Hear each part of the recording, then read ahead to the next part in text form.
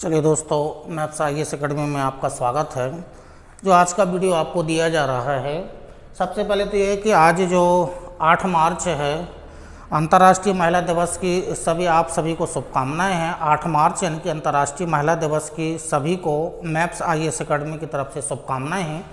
आज जो आपको वीडियो दिया जा रहा है वो संविधान से संबंधित है। स्थानीय निकाय या स्थानीय शासन या प्रशासन स्थानीय शासन से संबंधित है।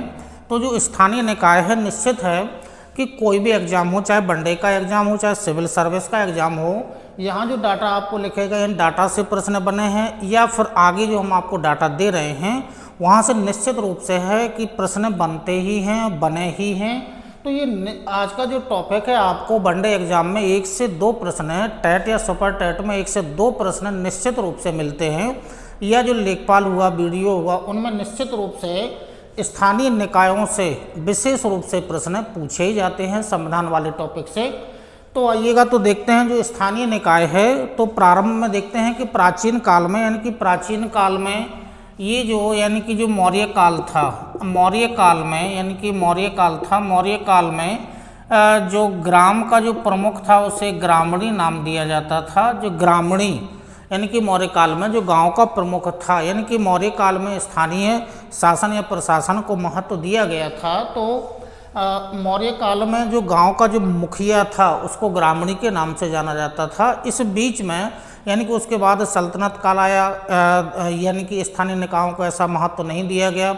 मुगल काल आया, ऐसा कोई महत्व नहीं दिया गया। केवल इन कालों में राजस्व उगाही का यानी कि मुख्य रूप से जो स्रोत थे वो गांव ही थे। तो टैक्स उगाना यानी कि राजस्व की उगाही का काम ही किया गया था। उनके विकास का कोई ऐसा यानी कि गाँव के विकास पर कोई ऐसा विशेष ध्यान नहीं दिया गया था। लेकिन जो आधुनिक भारत का इतिहास है या जो ब्रिटिश काल है, यानी कि आधुनिक भारत, यानी कि जो आधुनिक भारत में आते हैं, यानी कि आधुनिक इतिहास में आते हैं, तो आधुनिक इतिहास में यानी कि ब्रिटिश काल में आते हैं। तो ब्रिटिश काल में थोड़ा बहुत महत्व दिया गया था ग्रामीण यानी कि स्थानीय निकायों को। और स्थानीय निकायों का मतलब हुआ ग्राम स्तर पर और शहरी स्तर पर। तो जो ब्रिटिश काल है, ब्रिटिश काल में 1881 में एक लॉर्ड आए थे, रिपन, यानी कि 1881 में लॉर्ड रिपन, यानी कि लॉर्ड रिपन आए थे, लॉर्ड रिपन आए थे। तो लॉर्ड रिपन ने यानी कि ये कहा था कि सत्ता का विकेंद्रीकरण होना चाहिए। और इसी पर यानी कि लॉर्ड रिपन को यानी कि स्थानीय शासन का जनक भी नाम दिया जाता है। तो स्थानीय शासन का जो जनक है वो लॉर्ड रिपन को कहा जाता है। लॉर्ड रिपन को स्थानीय शासन का या स्थानीय प्रशासन का जनक कहा जाता है। अब ये कैसे स्थानीय प्रशासन का जनक कह दिया गया है, इसमें तो थोड़ा संशोधन होना चाहिए। वर्तमान परिप्रेक्ष्य में भारत में और भी लोग हैं, इतने सारे प्रधानमंत्री हुए हैं, उनमें से किसी को भी स्थानीय शासन का जनक मान लेना चाहिए। लॉर्ड रिपन को तो हटा देना चाहिए। ये तो स्थानीय जनक का एक कैसे बोल दिया है, या उस समय चूँकि दे दिया गया होगा ब्रिटिश काल में स्थानीय शासन का जनक कैसे नाम दे दिया है। तो चूँकि अब दे दिया है तो स्थानीय शासन का जनक, यानी कि एग्जाम में प्रश्न भी बने हैं कई बार कि स्थानीय शासन का जनक निम्न में से किस लॉर्ड को नाम दिया जाता है। तो लॉर्ड रिपन को स्थानीय शासन का जनक कहा जाता है। तो 1881 में आए थे, इन्होंने कुछ यानी कि स्थानीय शासन के बारे में दिया था। इसके बाद यानी कि 1908 में एक कमेटी बनी थी जिसका नाम था चार्ल्स हाउबर नाम की एक समिति थी। चार्ल्स हाउबर समिति थी। इसने भी यही अनुशंसा दी थी कि स्थानीय निकाय यानी कि जो केंद्र है, यानी कि केंद्र से सत्ता का विकेंद्रीकरण होना चाहिए, यानी कि सत्ता का विकेंद्रीकरण होना चाहिए। तो 1908 में चार्ल्स हाउबर समिति ने भी ऐसी अनुशंसा दी थी, यानी कि ब्रिटिश काल में ही, कि सत्ता का विकेंद्रीकरण होना चाहिए। फिर 1908 के बाद में जो 1919 का जो अधिनियम लाया गया था, 1919 का जो अधिनियम यानी कि भारत सरकार अधिनियम जो लाया गया था 1919 के अधिनियम में जो यानी कि उस समय 1919 के अधिनियम में जो विषय थे वो उनको दो भागों में बांट लिया गया था। आरक्षित विषय अलग थे और हस्तांतरित विषय अलग थे। तो जो स्थानीय निकाय है, स्थानीय निकाय को 1919 के अधिनियम में इसे राज्य सूची का विषय बनाया गया और राज्य सूची का ऐसा विषय बनाया गया था यानी कि हस्तांतरित विषय इसको बनाया गया था। ये हस्तांतरित विषय के रूप में 1919 के अधिनियम में स्थानीय निकायों को राज्य सूची में रखा गया था और हस्तांतरित विषय बना दिया गया था। उसके बाद जो भारत सरकार अधिनियम यानी कि जो 1935 का जो अधिनियम लाया गया था, इस अधिनियम में चूँकि जो 1919 के अधिनियम में पहले जो हस्तांतरित विषय था उसको हस्तांतरित विषय को हटा करके विशेष रूप से राज्य सूची में से रख ही दिया गया था, राज्य सूची में से रख दिया गया था।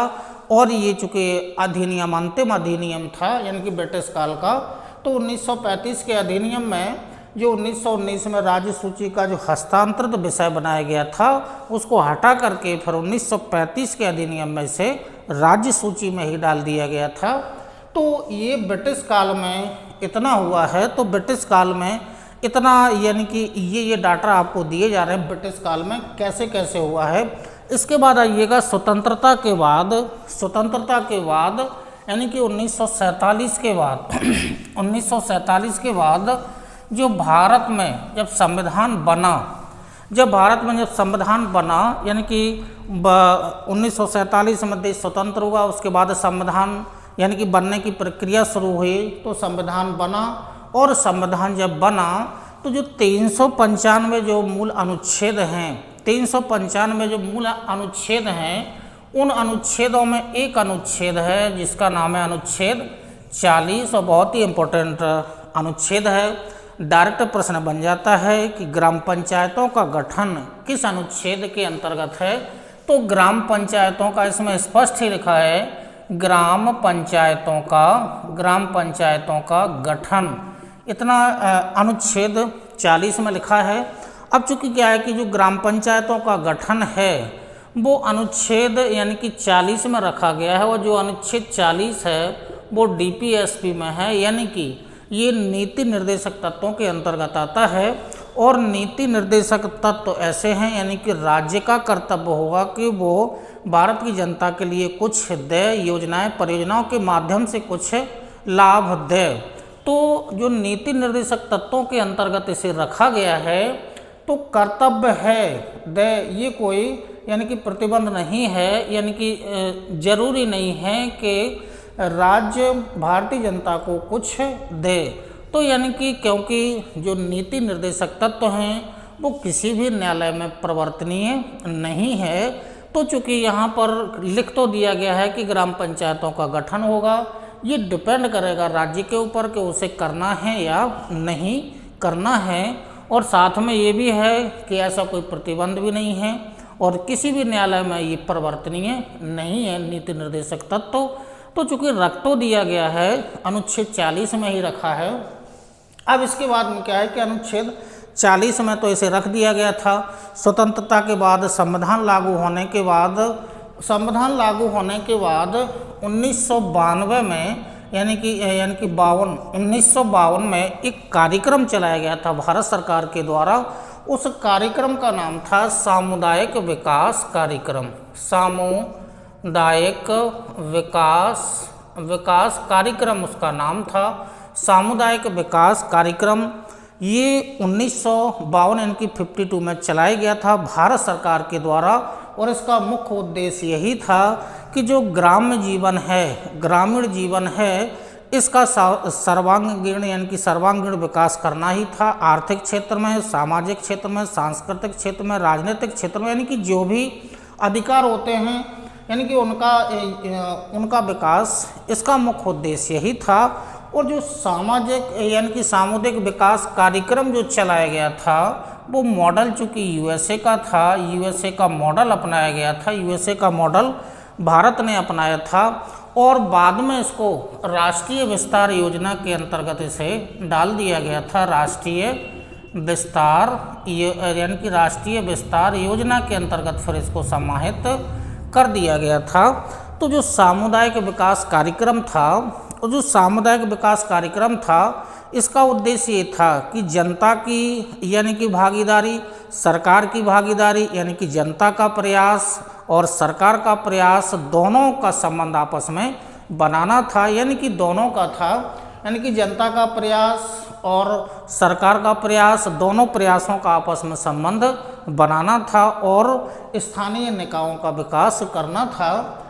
तो सामुदायिक विकास कार्यक्रम चलाया गया यूएसए के मॉडल पर था। बाद में इसे राष्ट्रीय विस्तार योजना में शामिल कर लिया गया था। इसी क्रम में चूँकि जो सामुदायिक विकास कार्यक्रम, इसको राष्ट्रीय विस्तार योजना में डाल दिया गया था, तो राष्ट्रीय विस्तार योजना के लिए जो बाद में फिर यानी कि 1957 में एक समिति आई और उस समिति का नाम था, सबसे प्रमुख समिति है और यहीं से ज़्यादा प्रश्न बनते हैं, बलवंत राव मेहता समिति। ये बलवंत राव मेहता समिति, इसका गठन किया गया था, यानी कि 57 में इसका गठन किया गया था और एक अनुशंसा देना था। तो जो ये समिति है, बलवंत राव मेहता समिति है, इस समिति का गठन 57 में हुआ था और अनुशंसा यानी कि चूँकि अनुशंसा बाद में दी थी, यानी कि अनुशंसा बाद में थी। और प्रमुख क्या है कि इस समिति ने क्या अनुशंसा दी थी? इस समिति ने अनुशंसा दी थी कि चूँकि जो स्थानीय निकाय है, यानी कि स्थानीय निकाय है वो ग्राम स्तर पर है और शहरी स्तर पर है। ग्राम स्तर और शहरी स्तर पर यानी कि त्रिस्तरीय, बलवंत राव मेहता की जो यानी कि प्रमुख सिफारिश थी वो क्या थी? त्रिस्तरीय दोनों निकाय, ग्रामीण यानी कि ग्राम स्तर का निकाय और शहरी स्तर का निकाय त्रिस्तरीय होना चाहिए। और त्रिस्तरीय में क्या है कि जो ग्राम स्तर पर है यानी कि ग्राम पंचायत होना चाहिए, ग्राम पंचायत। इससे जो ऊपर वाला होगा वो क्षेत्र पंचायत, यानी कि क्षेत्र पंचायत, और जो बड़ा स्तर होगा वो जिला पंचायत। यानी कि ये त्रिस्तरीय ग्राम स्तर पर होना चाहिए। इसी तरह से जो शहरी स्तर है, शहरी स्तर पर भी इसी तरह से होना चाहिए। नगर पंचायत होना चाहिए, ये छोटा स्तर है। इससे बड़ा जो होगा वो नगर पालिका वाला स्तर होना चाहिए और जो बड़ा स्तर होगा वो नगर निगम होना चाहिए, ये नगर निगम होना चाहिए। तो बलवंत राव मेहता ने जो समिति थी जिसका गठन 57 में हुआ था, इस समिति ने अनुशंसा दी कि जो स्थानीय निकाय हैं वो त्रिस्तरीय होना चाहिए। और त्रिस्तरीय कौन कौन से होना चाहिए? ये 3 स्तर हैं। इसी के परिप्रेक्ष्य में जब उन्होंने अनुशंसा दी तो इसी के परिप्रेक्ष्य में इसको लागू भी किया गया था। त्रिस्तरीय निकाय लागू भी हुए थे। तो जो सबसे पहले लागू हुआ था वो 2 अक्टूबर 1959 में, यानी कि राजस्थान का जो नागौर है, राजस्थान के नागौर में ये चूँकि पंडित जवाहरलाल नेहरू के द्वारा उस समय प्रधानमंत्री थे, तो 2 अक्टूबर 1959 को राजस्थान के नागौर जिले में ये जो त्रिस्तरीय जो अनुशंसा दी गई थी इसको लागू किया गया था। इस समय चूँकि जो पीएम थे वो नेहरू जी थे, तो इन्होंने इसको लागू किया। तो सबसे पहले राजस्थान के नागौर में लागू हुआ था 2 अक्टूबर को।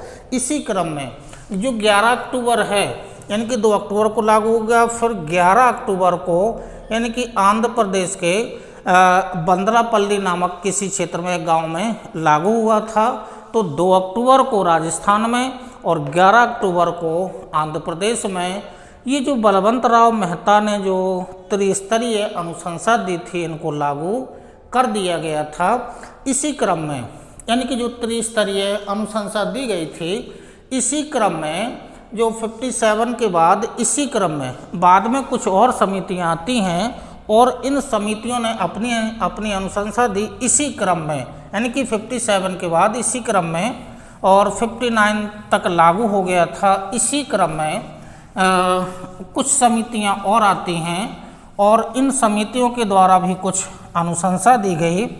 तो 59 में जो लागू हुआ था उसके बाद यानी कि जो त्रिस्तरीय निकाय जो हुए थे, त्रिस्तरीय यानी कि बलवंत राव मेहता जो हुए थे, बलवंत राव मेहता ने जो अनुशंसा दी थी उसकी समीक्षा के लिए, इसकी समीक्षा के लिए एक समिति बनाई गई थी। 1977 में एक समिति बनाई गई और इस समिति का नाम था अशोक मेहता समिति। अशोक मेहता समिति यानी कि अशोक मेहता समिति बनाई गई और इस अशोक मेहता समिति को यानी कि समीक्षा करनी थी। बलवंत राव मेहता ने जो अनुशंसा दी थी, त्रिस्तरीय निकायों की जो अनुशंसा दी थी उसकी समीक्षा करनी थी। इस समीक्षा के लिए 1977 में अशोक मेहता समिति बनी और इस समिति ने अनुशंसा दी कि जो स्थानीय निकाय हैं वो कैसे होना चाहिए, वो द्विस्तरीय होना चाहिए। यानी कि जो ग्राम है, गांव है यानी कि ग्राम स्तर है, यानी कि ग्राम पंचायत है, उसके बाद क्षेत्र पंचायत है, उसके बाद जिला पंचायत है।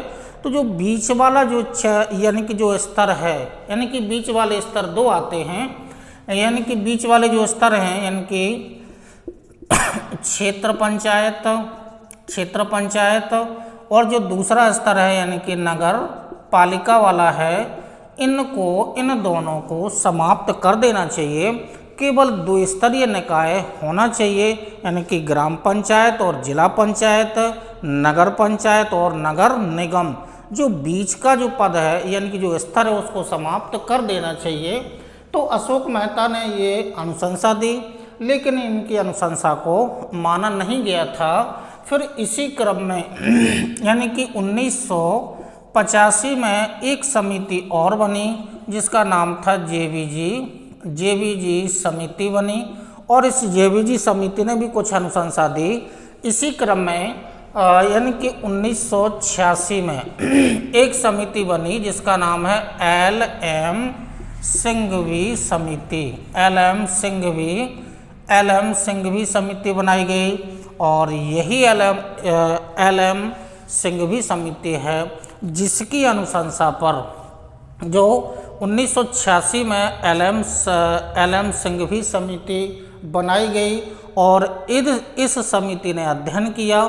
तो इस समिति के अध्ययन के परिणाम स्वरूप जो स्थानीय निकाय हैं यानी कि जो विधेयक लाया गया था, यानी कि विधेयक लाया गया था वो 1992 में एक विधेयक लाया गया, स्थानीय निकायों से संबंधित विधेयक था।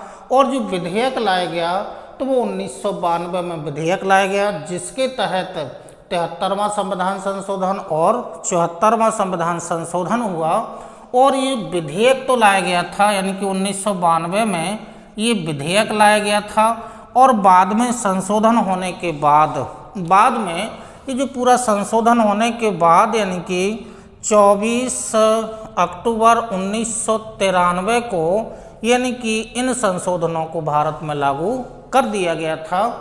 तो जो यानी कि जो दो निकाय हैं स्थानीय निकाय में, ग्राम स्तर का निकाय और शहरी स्तर का निकाय, अब चूंकि जो विधेयक लाया गया था वो संशोधन हुआ और संशोधन हुआ तो अधिनियम बन गया और अधिनियम बना तो यानी कि इसे संवैधानिक दर्जा दिया गया था। स्थानीय निकायों को संवैधानिक दर्जा दिया गया था।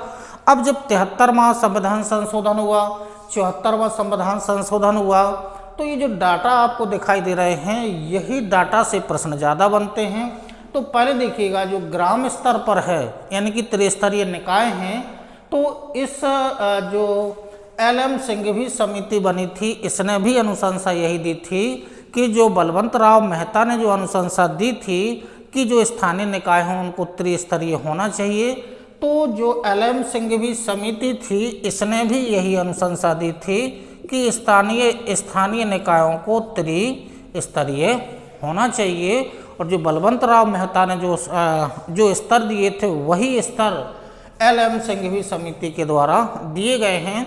अब जब 73वां संविधान संशोधन हुआ तो जो गांव है यानी कि ग्राम स्तर है, ग्राम स्तर के लिए जो 73वां संविधान संशोधन हुआ और जो 73वां संविधान संशोधन हुआ तो इसके तहत जो अनुसूची है वो 11वीं अनुसूची जोड़ी गई और भाग 9 तो चूंकि पहले से था, ये तो भाग 9 यानी कि प्रथम संविधान संशोधन द्वारा ही जोड़ा गया था, तो भाग 9 और भाग 9 में जो अनुच्छेद हैं वो 243 से लेकर 243 अणा तक इतने अनुच्छेद, यानी कि कितने अनुच्छेद होंगे, यानी कि कुल अनुच्छेदों की संख्या 16 होगी 243 से लेकर के 243 अणा, यानी कि 243 में ही स्थानीय निकाय को संवैधानिक दर्जा दिया गया।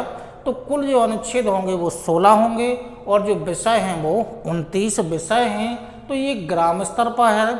इसी तरह से आइएगा शहरी स्तर पर, तो जो 73वां संविधान संशोधन हुआ वो यानी कि ग्राम स्तर के लिए हुआ था। 74वां जो संविधान संशोधन हुआ वो शहरी निकायों के लिए हुआ था और इसके तहत इसमें 11वीं अनुसूची जोड़ी गई और इसमें 12वीं अनुसूची जोड़ी गई थी। और भाग 9 तो चूंकि पहले से था और भाग 9 का जोड़ा गया, तो भाग 9 का संबंध शहरी निकाय से है और इसके तहत जो यानी कि जो अनुच्छेद रखे गए 243 ता से लेकर के 243 या और 6, यानी कि जो कुल अनुच्छेद हैं वो कुल अनुच्छेदों की संख्या कितनी है, कुल अनुच्छेदों की संख्या 18 है और जो विषय रखे गए हैं विषयों की संख्या भी कितनी है, 18 ही विषय रखे गए हैं। जबकि ग्राम स्तर पर विषय कितने हैं, 29 विषय हैं। तो यहाँ कुल जो अनुच्छेद हैं 243 ता से लेकर के 243 या 6 तक जो अनुच्छेदों की संख्या होगी वो कुल अनुच्छेद 18 हैं। इन अनुच्छेदों में 18 विषय रखे गए हैं जो किसको दिए गए हैं, शहरी निकायों के अंतर्गत रखे गए हैं और ग्राम स्तर पर 29 विषय दिए गए हैं। तो जो स्थानीय निकाय है वर्तमान में यानी कि इसमें परिवर्तन भी हुए हैं, तो वर्तमान परिप्रेक्ष्य में परिवर्तन भी हुए हैं और सर्वांगीण विकास के लिए स्थानीय निकायों का यानी कि जो मुख्य उद्देश्य है कि ग्राम स्तर पर या शहरी स्तर पर जनता का या नागरिकों का सर्वांगीण विकास हो। तो इसीलिए स्थानीय निकायों को यानी कि संवैधानिक दर्जा दिया गया। 73वां और 74वां संविधान संशोधन हुए और 1992 में विधेयक लाया गया था और इस सब पूरा संशोधन होने के बाद ये जो स्थानीय निकाय या जो संवैधानिक जो दर्जा देने के बाद 24 अक्टूबर 1993 को स्थानीय निकायों को जो संवैधानिक दर्जा दिया गया उसको पूरे भारत में लागू कर दिया गया था। तो ये जो आज आपको वीडियो दिया गया है कुछ डाटा हैं, यहाँ से प्रश्न बनते हैं। अगले वीडियो के लिए आप इंतज़ार करिएगा। नमस्कार, धन्यवाद, जय हिंद।